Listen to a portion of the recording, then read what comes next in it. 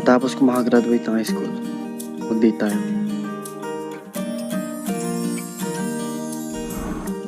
Nak, nakita mo ba yung soyod? Nakati-kati na kasi ng buhok ko, baka may kuto na ako. Hoy, Sophie! Hoy, Sophie, nakikinig ka ba? Bakit ma? Nabibi ka na ate. Ano po ba kasi yun? Sabi ko, nakita mo ba yung soyod ko? Ewan, hindi ko naman yan ginagamit. Isa pa, wala namang kuto. Ay, nako. Sige na. Matulog ka na, may pasok ko pa bukas. Opo, ma.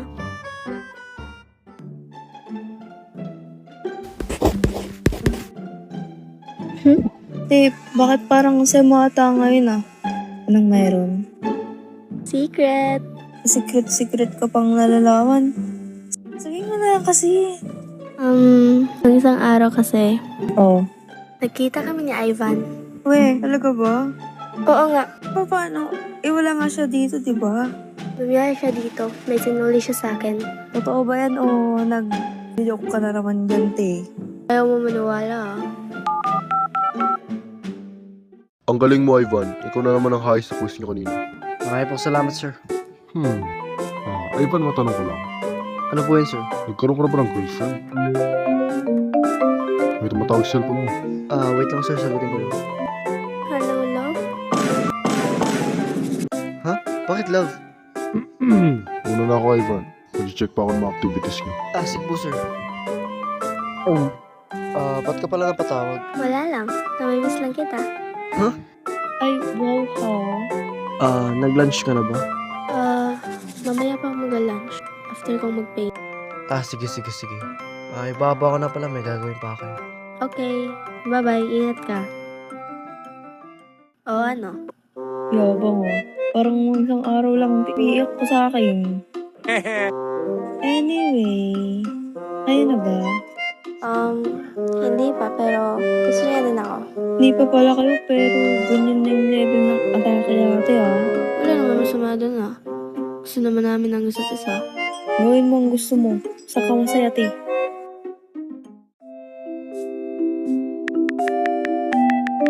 Kakatapos ko lang kumain. Ikaw ba? Kakain pa lang kami. Sige, it will. Sino naman yung kausap mo, Sophie? Nakangiti ka na naman dyan. Wala ma. Nanonood lang ako ng funny video. Funny video pero nagbablush ka dyan. Hala ma. Totoo nga. Nanonood lang ako. Tigil-tigilan mo ako, Sophie.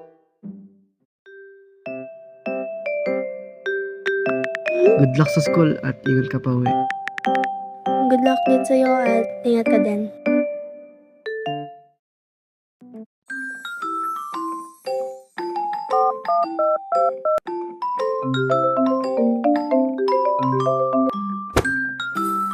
Hello? Hi Ivan. Ano gawa mo ngayon? Pupunta ako sa ospital. Bibisitahin ko si Papa. Ay, ganun ba? Sige, mag-ingat ka. Salamat. Mamaya na lang ulit. Tatawag na lang ako sa'yo. Sige, bye-bye.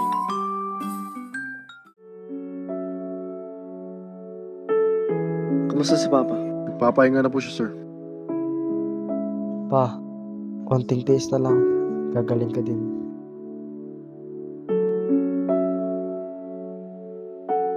Miss na miss ko na kayong kasama. Ma, Pa. Basta, nakauwi ka na? Kakauwi ko lang. Si Papa, kamusta? Okay na si Papa. Ay, buti naman. Hello? Ba't ka tumawag? Wala lang. Nai-miss ko lang ang boss mo. Huh? Pagka-graduate ko ng high school, babalik ako dyan. At pag nandyan na ako, gagawin ko lahat ng mga bagay na magpapasaya sa'yo. Maramdaman mo lang kung gaano kakalaga sa akin. Sa ngayon, magtiis muna tayo sa mga chat. Okay lang ba sa'yo? Hoy, di mo kailangan gawin yun. Ayos na sa akin yung ganito. Isa pa, masaya na ako basta kasama kita. Salamat kung ganun.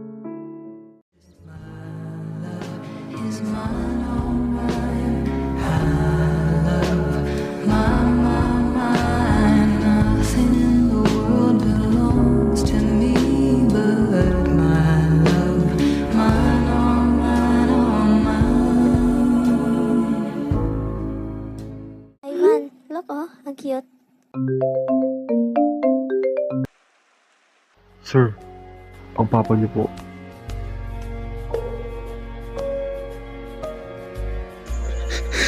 Pa, bakit naman ang aga ng pag-alis mo? Kung kailan malapit na ako mag-graduate, saka mo ko iiwanan.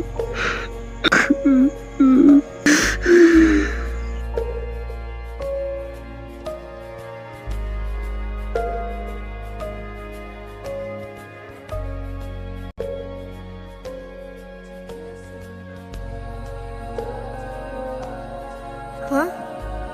Bakit hindi siya online ngayon? Siguro busy lang to.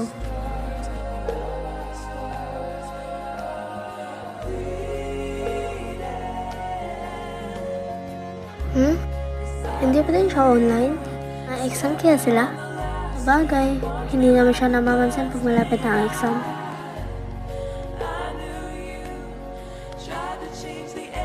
Tatlong araw na ang nakalipas, hindi pa din siya online? Tawagan ko kaya siya. We're sorry, your call cannot be completed as dialed. Ba't hindi makontak? Hindi kaya may nangyari sa kanya?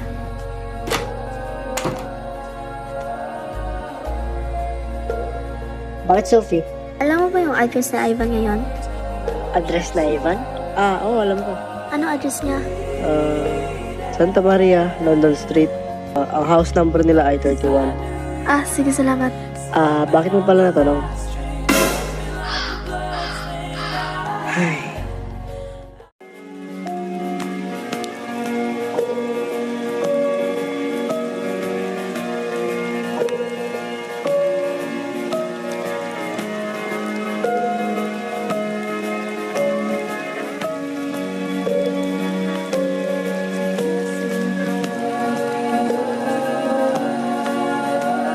Ivan!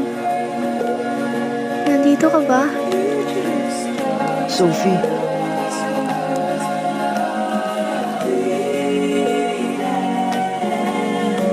Ano nangyari sa'yo? wala na si Papa. Iniwanan niya na ako. Tahan na. Nandito lang ako. Hindi kita iiwanan.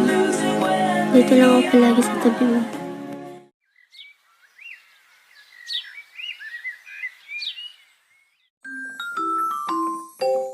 Sophie, Gising ka na pala. Paano ka pala nakapunta dito? Nagtanong ako sa kaibigan mo. Kaya pala. Nag-alala ako ng gusto.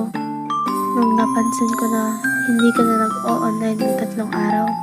Pasensya ka na kung pinag-alala kita. Okay lang. Kamusta na pala pakiramdam mo? Medyo maayos na. Mabuti naman. Hintayin lang natin yung driver ko. Ipapahatid kita sa inyo. Salamat.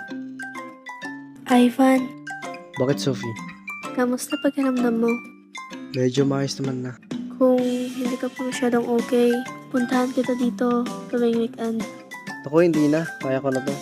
Isa pa, ang layo ng bahay niyo sa bayan namin. 4 na oras ang biyahe. Mahal pa ng pamasahe. Nag-aalala kasi ako sa'yo. Huwag ka na mag-alala sa akin. Magiging okay na ako, promise.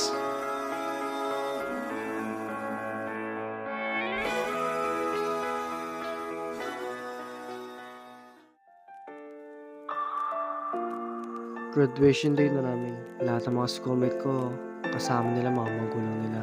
Habang ako naman, mag-isa lang. Pero, napagtanto ko na hindi ako nag-iisa. Andiyan ang mga kaibigan ko.